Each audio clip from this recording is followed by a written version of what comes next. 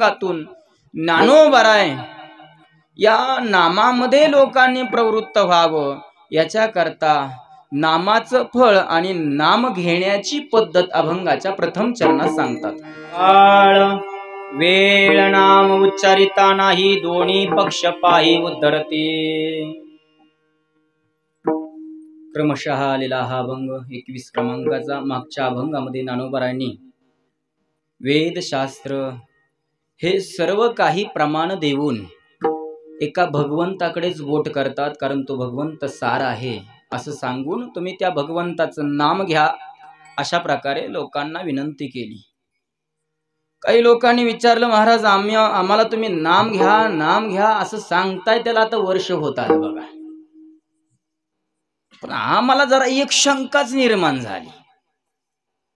काय शंका आहे? अहो तुम्ही म्हणताय की नाव घ्या, पण असं झालंय बघा, आता सध्या का नाही नामस्मरण करण्यासारखी आम्हाला अजून वेळ आलेली नाही. आम्ही म्हणजे असं बसावं ठाईचं बैसोनी करा एकचित्त आवडी आनंद अशी अजून तरी वेळ आलेली नाही. का हो अशी का वेळ आली नाही? कारण दात चांगले आहेत ना. काय झाले, दात अजून चांगले आहेत. आम्ही 1-2 ठिकाणी जागरणाला वगैरे इकडे तिकडे जाऊन बघितलं, चांगलं फुटतं या. त्यामुळं दात चांगला असल्यामुळं लगे तरी त्या वाटेला लागावं, नादी लागावं आम्हाला असं वाटत नाही. त्यामुळं अजून काही वेळ आलेली नाही बघा. बरं बघा, दिसतंय आम्हाला सगळं होतंय ना, आता कुठं टाळ कुठत बसायचं? आम्हाला 1-2 लाता मारू दे की पोरांनी कंबर ठेव, मग आम्ही घेऊ. एक बी दात नाही राहिला मुखात की मग म्हणू हरे राम राम राम हरे हरे. आता दात नाही कसं हरे राम म्हणता येईल? त्या हरे राम नाही म्हणत, आले याम याम याम आले कुतनो आले. दात नसतात नाही बोबडी वळत. जव हे सकळ सिद्ध आहे, हात चालावया पाये. आपलं जोपर्यंत शरीर चालतंय तोपर्यंत भगवत चिंतन करावं. वेळ आली नाही असा प्रश्न साधक लोक ज्ञानोबरायांना विचारतात. अजून नाही हो वेळ आली नामस्मरण करण्याची. त्यामुळे तुम्ही बघा, सप्ताहामध्ये 8 दिवस अखंड विना असतो. त्या विण्यामध्ये विना घ्यायला कोण असतं? 7वीतली 8वीतली पोरं का? बऱ्यापैकी पिकलेली असते ती, बऱ्यापैकी दात गळलेले असतात. जेवढे आहेत तेवढे सुद्धा तंबाखू खाऊन खराब झालेले असतात. अशी माणसं विना घ्यायला. आणि नाही इलाज असतो ते आडला हरी, नाही इलाज. काय आहे हे कारण? काय असं का? लोकांची मान्यता तीच, आता तुम्हाला नाही काय होत घ्यावी ना, असं नाही हो. परमार्थ या वयामध्ये केला पाहिजे. या वयात जर केला तर मग अंतकालेच मामेव स्मरण मुक्त्वा कलेवरम यम यम वापी स्मरण भावम त्यजत ते कलेवरम तम तमेव इति कौंतेय. सदा, इथं सदा महत्वाचा आहे. सदा अखंड भगवंताचं चिंतन केलं पाहिजे. ज्यांनी लहानपणापासूनच भगवंताचं चिंतन केलं त्यांचा परमार्थ यशस्वी कळसाला निश्चित जातो.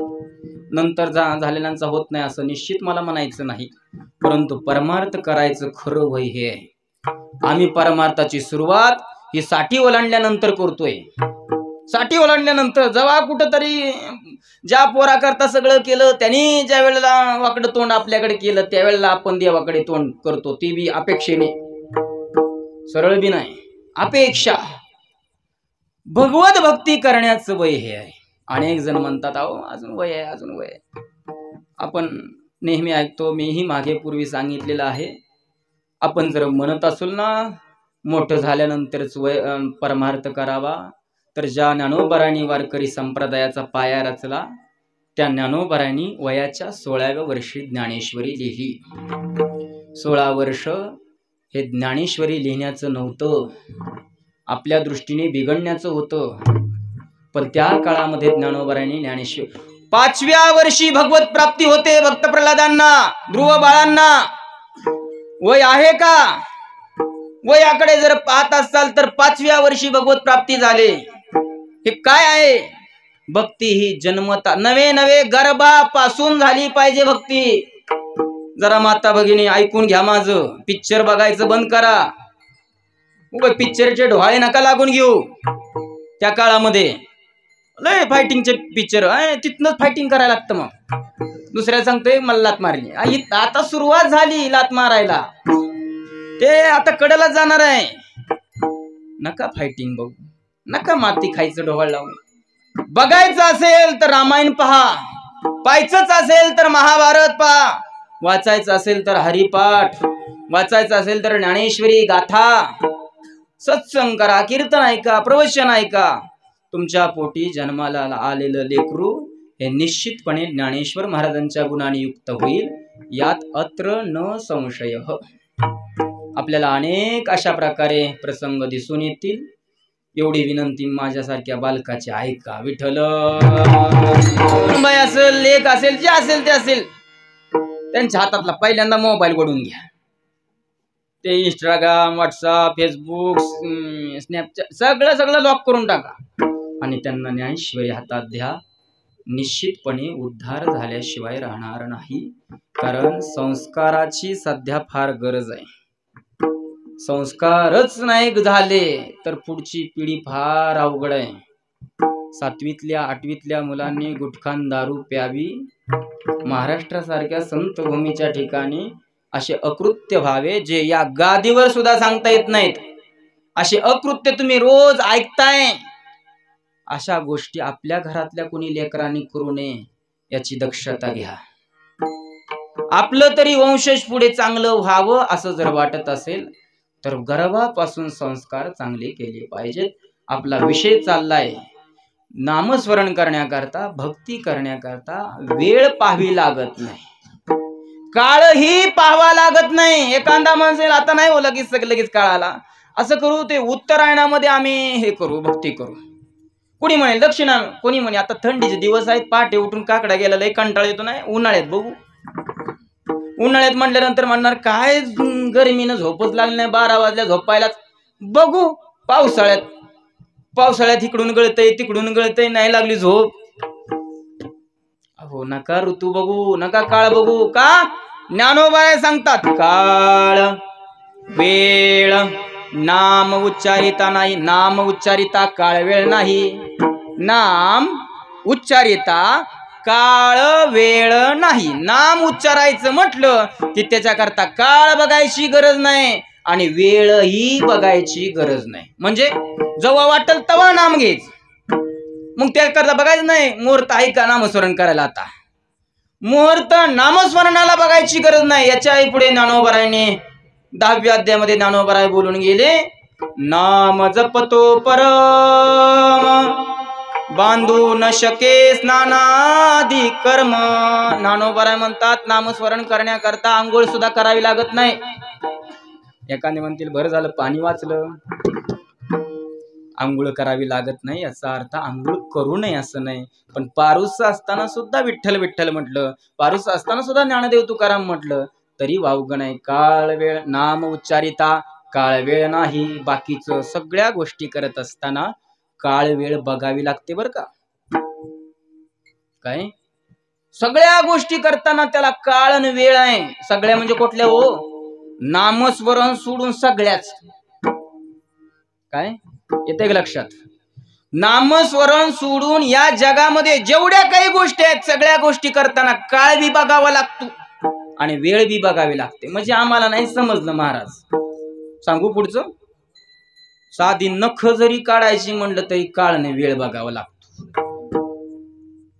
नख जरी काढायची म्हणले, दाढी जरी करायची, कठीण जरी करायची म्हणले तरी काळ वेळ बघावा लागतो.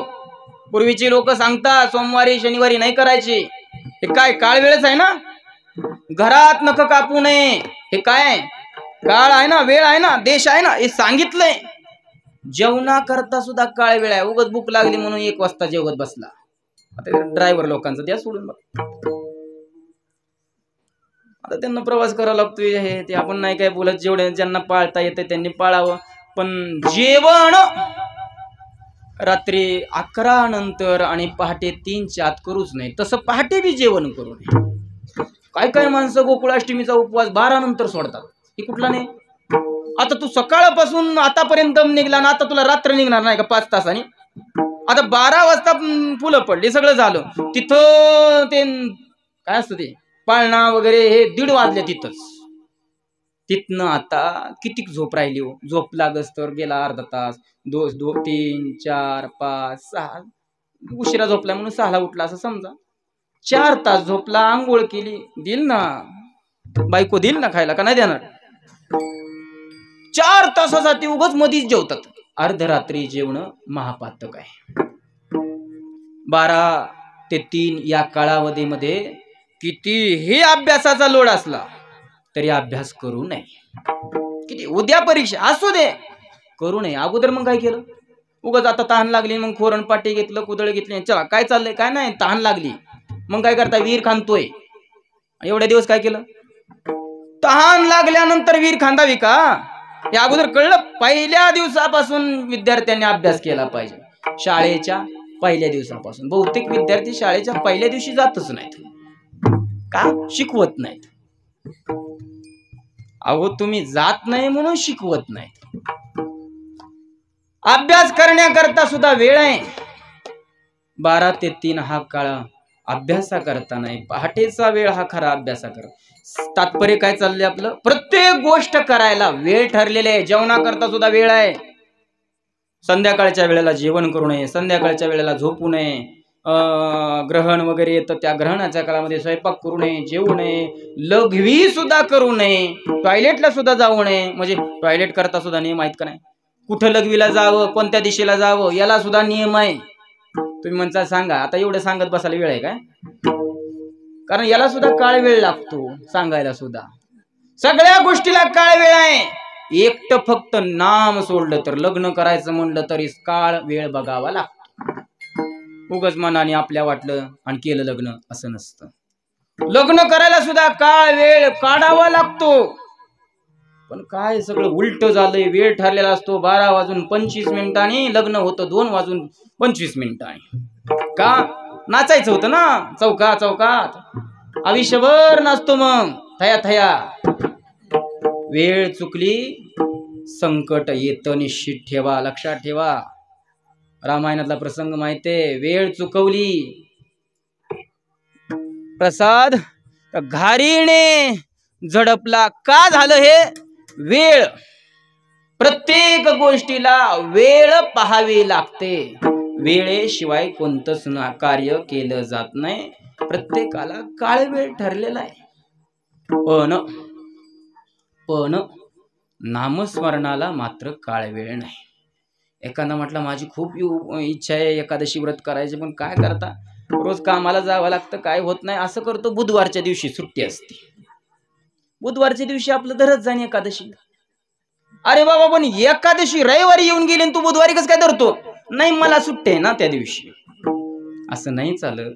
काळ वेळ प्रत्येक गोष्टीला बघावं लागतोय. प्रत्येक भगवंत गीतेमध्ये म्हणतात 17व्या अध्यायात, तस्मा शास्त्रम प्रमाणम ते कार्य व्यवस्थित. कार्य अकार्य करण्याकरता वेळ पाहावी लागते. वेळ आणि काळ पाहिल्याशिवाय कोणतंच कार्य करू नये.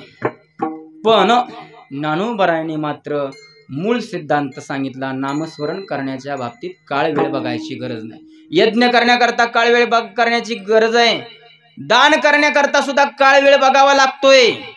पण नामस्मरणाच्या बाबतीत काळ वेळ नाम उच्चारिता नाही विठ्ठल.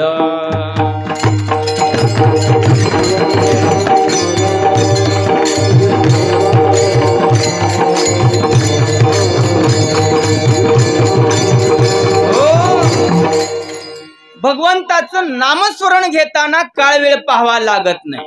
ठीक आहे महाराज, एवढं कळलं, आता बस झालं, नाही नका रेखाटू. पुढं काय, काळ वेळ नाम उच्चारिता नाही, दोन्ही पक्ष पाही उद्धरती. आम्ही बघू, काळ वेळ बघणार नाही, काय नाही, जेव्हा वाटेल तेव्हा आम्ही नामस्मरण घेऊ. हे नाम घेतल्यावर काय होतं, ज्ञानोबराय फळ सांगतात, दोन्ही पक्ष पाही उद्धरती.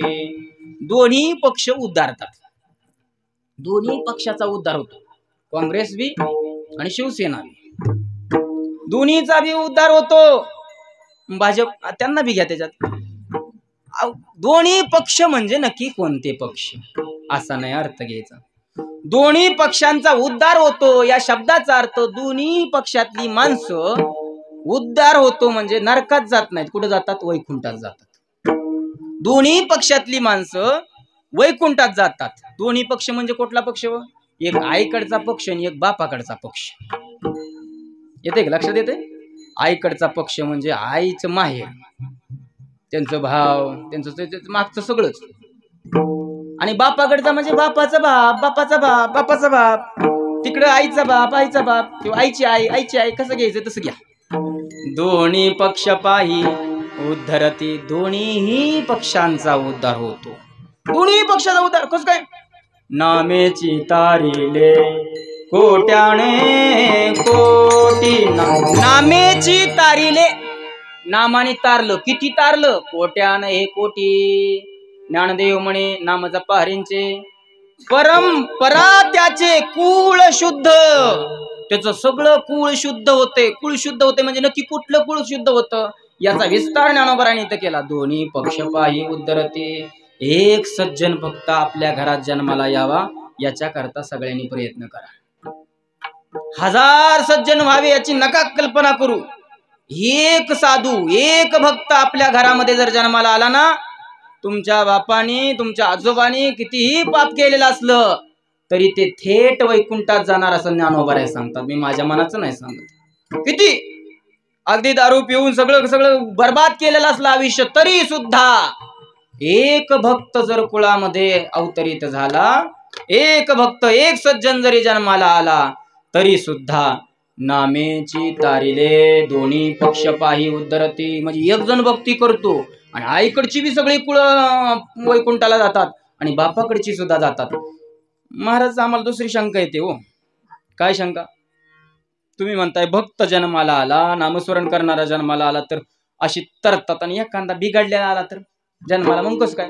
याच्या विरुद्ध वैकुंठात गेली असली तरी पतंती नरके हे श्याम, नरकात येऊन पडतात. पतंती गीतेतलं वाक्य, मनाचं नाही. नखाग्री व्याळू लागे तो शिखात व्यापी वेगे. ज्ञानोबराय पहिले अध्याय सांगतात. साप चावतोय फक्त नखाला. कुठे चावला साप? नखाला. आणि त्याचं विष कुठे गेलं? शिखाग्री, शिखापर्यंत म्हणजे शेंडीपर्यंत जातं. असं कसं काय हो? तिथंच फक्त विसरायला पाहिजे ना? नाही तसं. तिथं चावला तरी वर जातं. तसं एक बिघडलेलं असलं तर सगळ्यांना पतंती नरके हे श्याम, सगळे नरकात येऊन पडतात.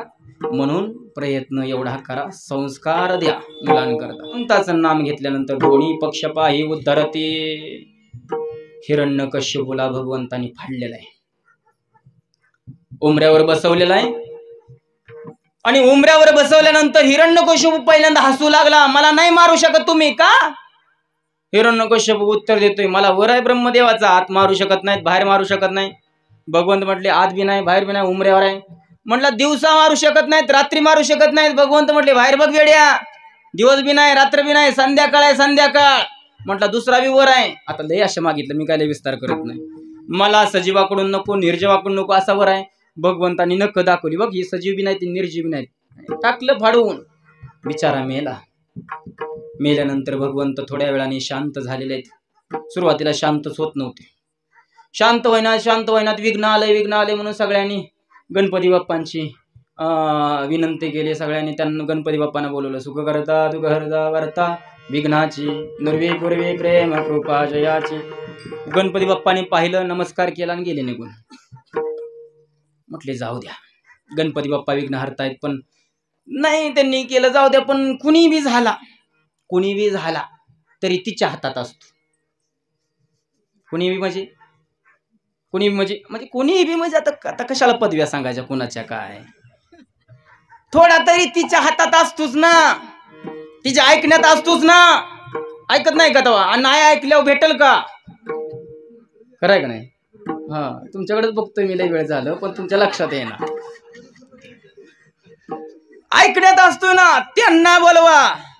दुर्गे दुर्गड भारी तुझा विन संसारी, अनाथ नाथे अंबे करुणा विस्तारी, वारी वारी जन्म मरणाते वारी, हारी पडलो आता संकट निवारी. संकट निवारी म्हटलं की जगदंबा त्या ठिकाणी लक्ष्मी माता प्रगट झाल्या.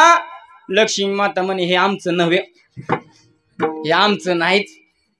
निघून गेलं ओ, माझं नाही म्हणून, आमचं नाही म्हणून. आता काय करणार, काय करणार? नारद महर्षींनी उपाय सांगितला. ज्यांच्या करता देव आलेले त्यांना बोलवा. भगवंत क्रोधिष्ट झालेले, जे दिसतात त्यांना गिळून टाकू लागलेले. हा आतंक थांबवणं महत्वाचं होतं.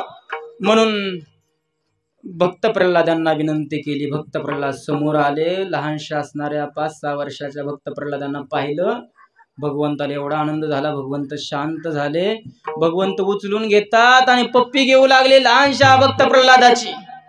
थांबेनाच गेले भगवंत. भक्त प्रल्हाद बोलू लागले, देवा देवा शांत व्हा, देवा शांत व्हा. देव शांत झाले. सिंहासनावर बसतात. ज्या सिंहासनावर कधी हिरण्यकश्यप बसला होता त्या सिंहासनावर भक्त प्रल्हादाला घेऊन मांडीवर बसलेले आहेत भगवंत. आणि भगवंत विचारतात, बाळा तुला काय पाहिजे बोल, मी आज फार आनंदित आहे, तुला काय पाहिजे सांग. तू जर म्हटला ना स्वर्गाचं राज्य तुला इंद्र करतो, तू जर म्हटला वैकुंठ पद तुला वैकुंठ अवधी नेतो, तुला काय पाहिजे बोल बाळा. भक्त प्रल्हादाने स्मित हास्य केलेलं आहे. आणि भक्त प्रल्हाद एक विनंती करतात, देवा मी जे मागू ते देणार का तू? हो देणार. दिलंच समज.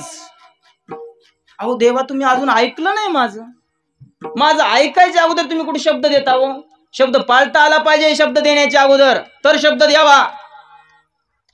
देवा खरंच माझं मागणं पूर्ण करचाल का? भक्त प्रल्हादांचं लढीवाळपणे ते बोलणं भगवंताने ऐकलं. भगवंत म्हणतात, बाळा तुला दिलं म्हटलंय ना, माग तरी. भक्त प्रल्हाद म्हणतात, देवा माझ्या बापाने आयुष्यभर तुमची निंदा केली, एवढ्यावर थांबले नाही. जे तुमची भक्ती करता येईल त्यांना डायरेक्टच काय शिरच्छेद, मृत्युमुखी मृत्यूदंड दिला. एवढा त्रास लोकांना दिला. राक्षस होते माझे वडील, एवढा त्रास दिला. पण माझी एक इच्छा आहे, चल का माझ्या वडिलांनी जरी एवढा तुम्हाला तुमच्या भक्तीमध्ये व्यत्यय आणला असला, हरिनामामध्ये जरी व्यत्यय आणला असला, कसंही झालं तरी माझा बाप आहे, त्यांनी मला जन्म दिला म्हणूनच मी तुमची भक्ती करतोय. त्यांनी जर मला जन्म दिला नसता तर मी कशी भक्ती केली असती तुमची.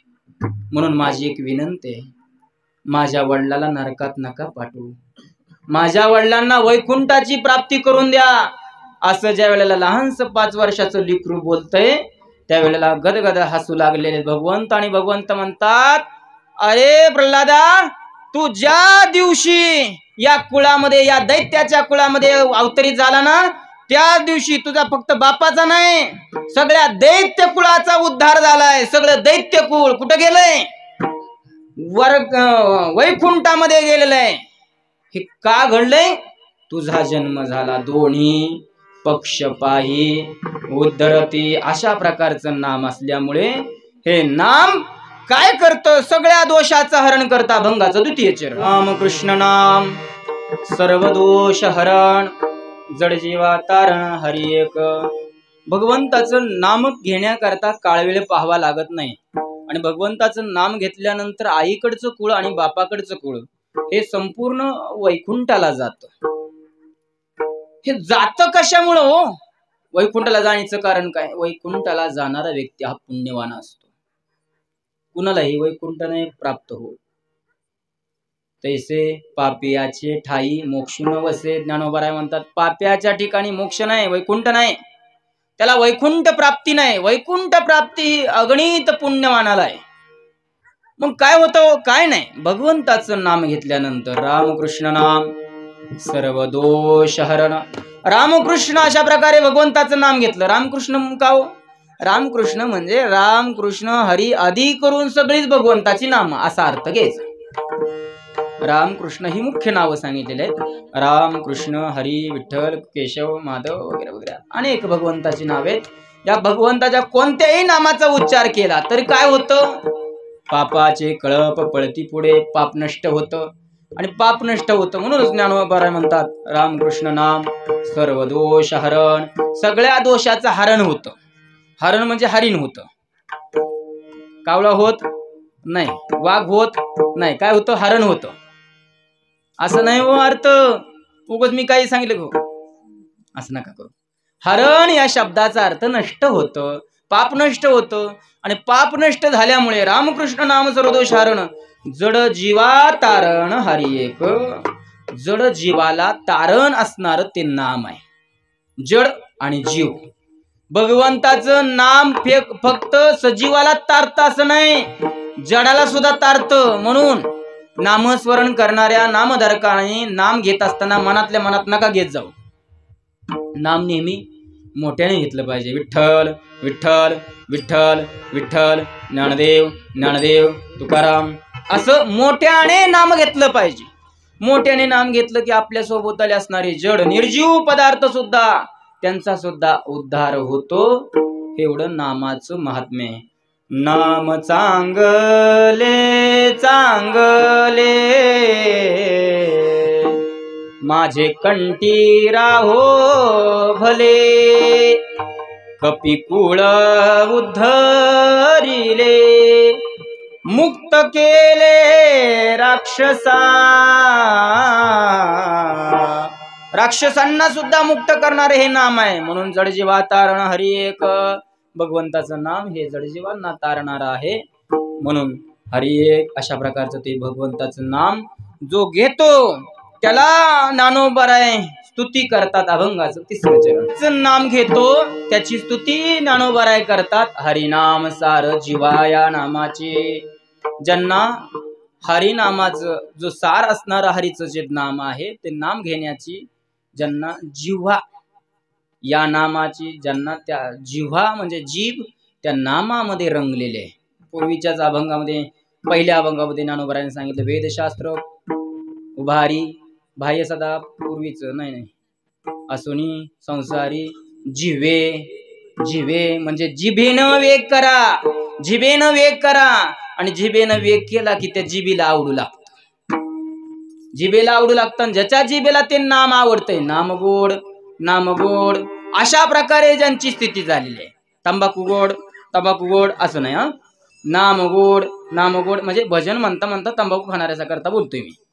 ज्यांना ते भगवंताचं नाम जिभेवर घेण्याकरता अतिशय आनंद वाटतोय त्याला ज्ञानोबराय म्हणतात उपम्या त्या दैवाची कोण मानू. त्यांना उपमा कोणती द्यावी हे कळत नाही.